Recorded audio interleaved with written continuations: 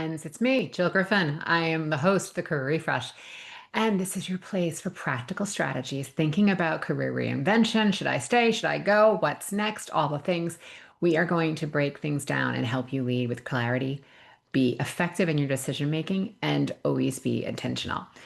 Today, I want to dig into a topic that tends to be one of the most emotionally loaded questions that I hear from clients and through my various travels. And it's like, how do I know when to stay or go in my job? And the staying or going could be because you've outgrown the job. It could be because of organizational restructuring or things that are going on at the company where you don't necessarily align anymore, or you're starting to feel like I'm in the wrong career or I'm in the wrong job and I need to figure out what's next. So, for whatever the reason is that you're thinking about this, I want to give you questions to ask yourself and to make sure that we're doing this both on your overall well being and then also making sure that you're doing it with a strategy. So, today we're going to break it all down. Let's dig in.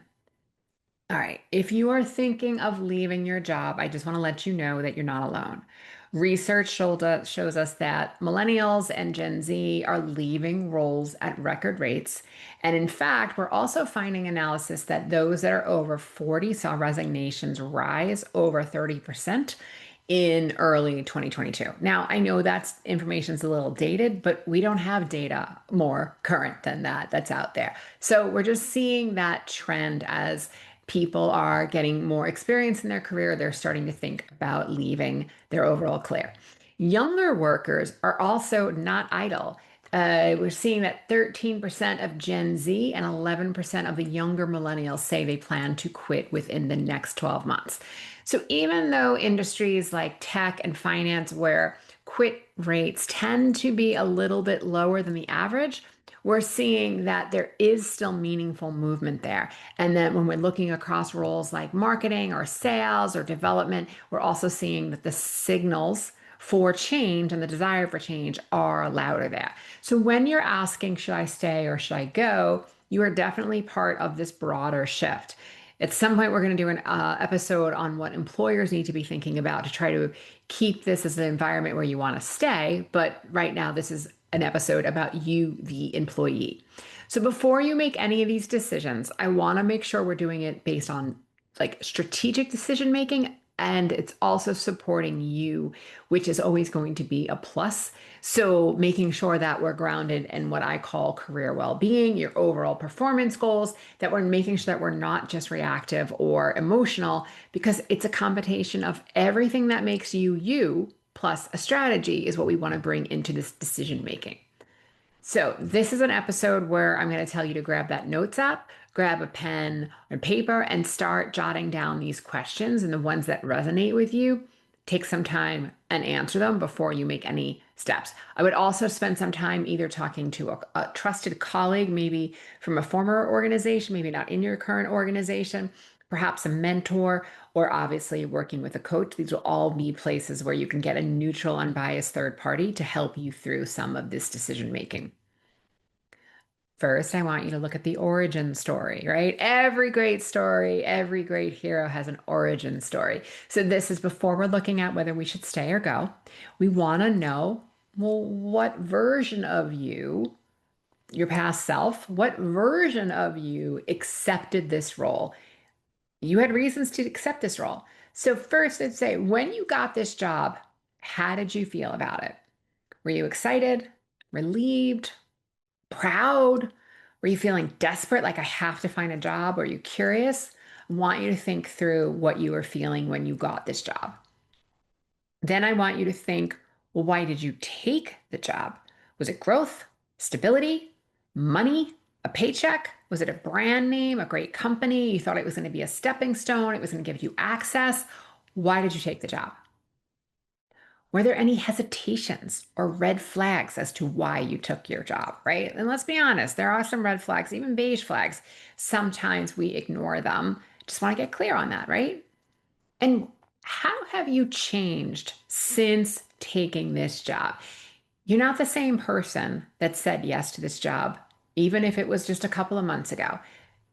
You want to look through what grew in you or about you or what experiences you garner, what has changed since.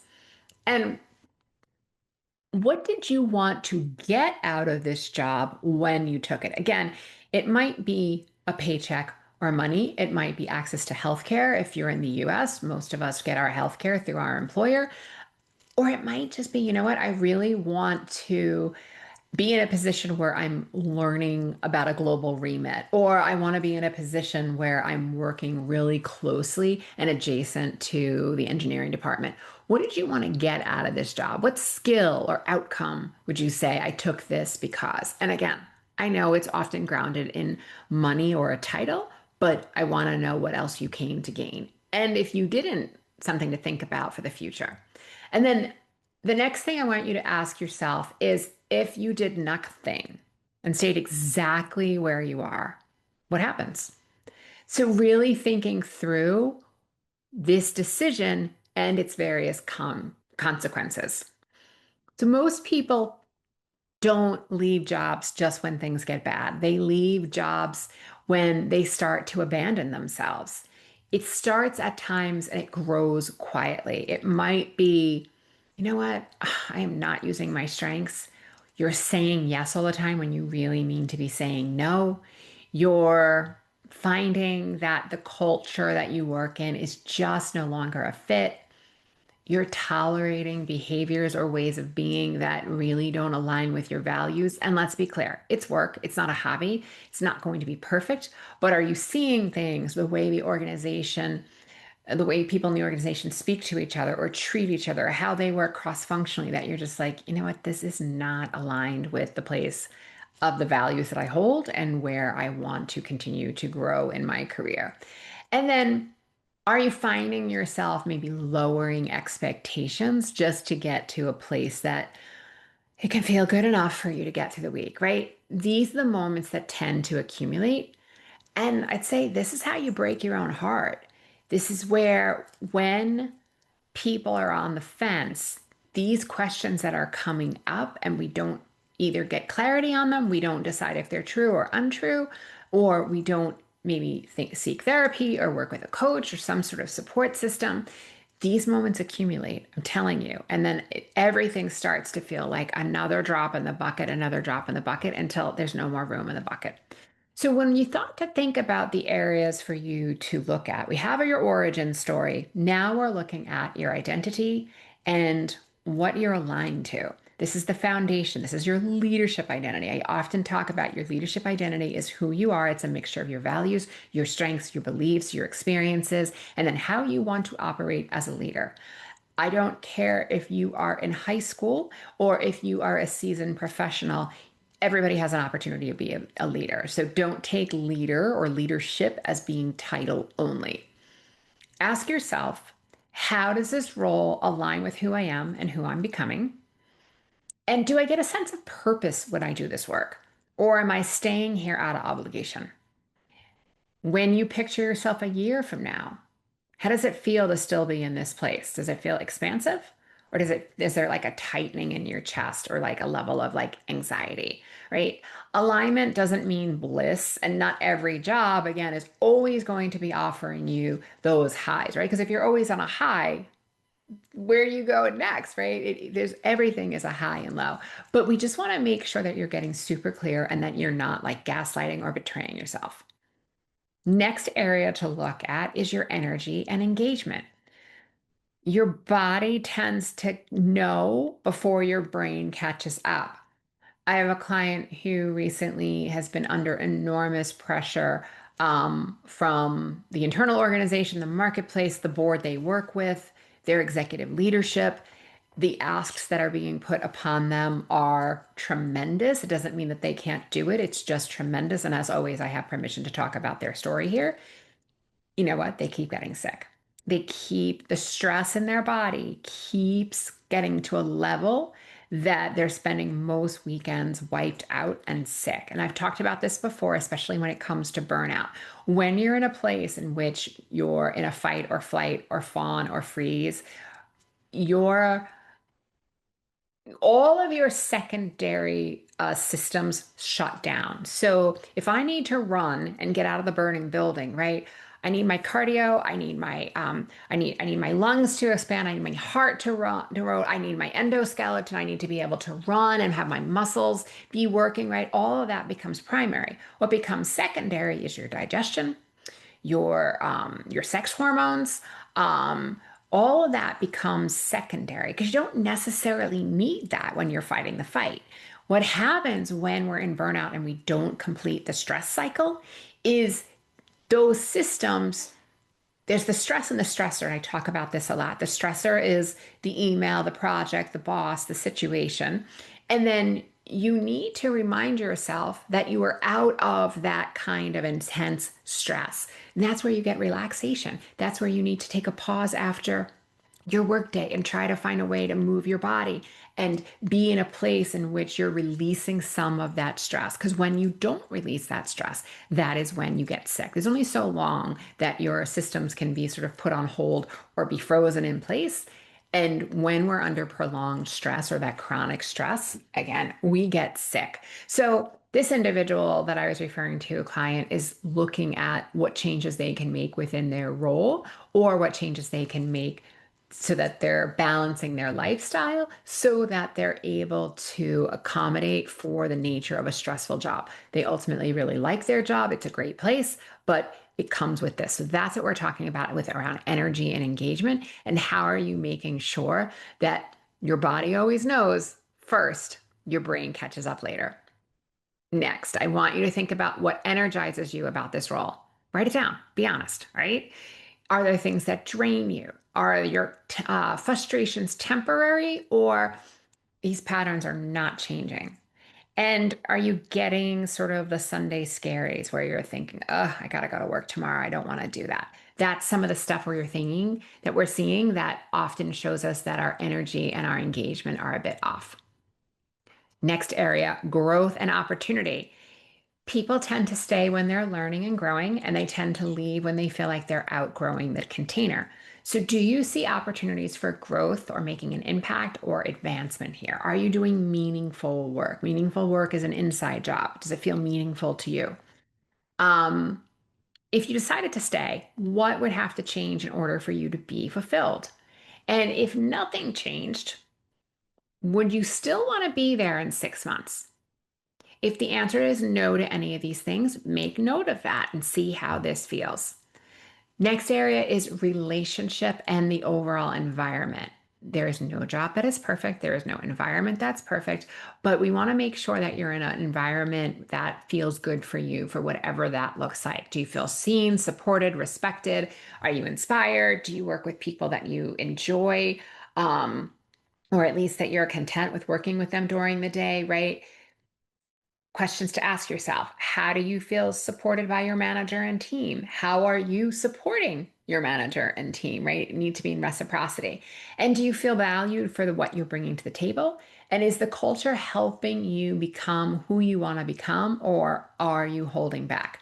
I was recently, last year, involved in an organization in which I was giving a lot of strategic planning work to. It was a nonprofit, and I was doing a lot of work with the organization and moving them forward. And we were making progress. But you know what? I rarely felt valued. I rarely was supported. It was often, what else have you done type of attitude. And wow, right? I've been doing this work for how many years and I still fall into it. So we're all messy. We're all in these situations. And after much evaluation, I just had to realize, even though I believed in the cause, that this wasn't the best place for me to be giving and donating my time and volunteering my gifts. So I needed to move on. And that was a hard conversation to have, first with myself, and then, of course, to have with others. But the relationship and the environment was not, I did not want to be in an environment that I'm volunteering in, that at the end of the time or the day or the project that I'm working on, I feel terrible, right? So that's what we're asking. Is there something about the culture that is helping you, or is there something that's holding you back? And we're not talking about free snacks or ping pong tables or any of that. We're talking about, regardless of whether you're working from home or whether you're in person, how do you feel when you leave at the end of the day, whatever that looks like? Again, and going back to the experience that I just shared for myself, I was like, this feels terrible. I just spent 20 hours on this thing and it feels terrible. All right. Next, I want you to think through some practical and strategic considerations. So, I'm a strategist. We're always going to talk about logistics. Have you had a chance to explore internal opportunities before deciding on leaving? Have you had an opportunity or a chance to think through what would you do, and have you pitched it to somebody? Maybe there isn't a stated opportunity, but you can create it. Um, when you're thinking about resigning, is there something that might open up if you decided to resign and move on? Is there a feeling inside where you're like, you know what, it's time to go? And then also, I want you to think about the trade-offs. You need to look at your money, you need to look at your numbers, you need to look at whoever, if you live or love with, who, whatever you're doing, you need to make sure that you have the numbers that work for you. Experts say it should be at least 6 months. I would say it's probably closer to 12 months.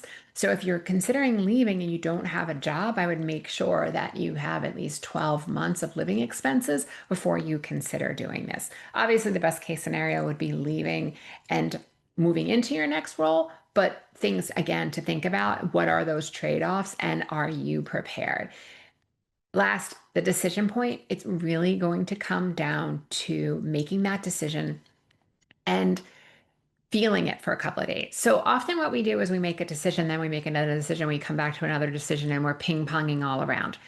What I would ask you to do is try on both or the many sides of the decision and hold that as the decision mentally for 24, 48 hours or longer, depending on the choices that you need to make. And really sit in that decision and see what comes up for you. See, do you feel stressed? Do you find that you're avoiding people? Do you find that things are seeping into your dreams at night? Really sit with the decision and see if you can get some clarity there. And then I want you to ask yourself, if fear wasn't in the equation, what would you choose? Right? What does my gut say versus my rational mind? And sometimes they're the same and sometimes they're different. And if it was 5 years from now or even 6 months from now and you looked back at the decision, would you be proud of the decision you made? When I look back at the decision I made, I'm clear. I'm proud. I'm now putting my energy and my efforts into other volunteer organizations and other areas where I can contribute to uh, the causes and the places that I believe in and love. So, really, you want to take the fear out, you want to take the fantasy out, and you want to get super clear on the questions that you need to ask yourself, like many of these, and then also on how it feels, right? At this point, always tell clients to be sitting and meditating, and whether that's 5 minutes of meditation or more than that. So, really getting in and being able to hear that internal GPS, your internal compass, checking in with that too as you're going through this. How does that feel, right? There's fear that's like nervousness, and then there's fear where it feels scary and threatening. So I want you to, again, separate that. I often find if it's fear that it's just nervousness, the hoop we need to jump through is usually a lot bigger than we think. If it's fear where it feels really shutting down and catastrophic, that might be a sign that it's not for you to be quitting and leaving your job at this time.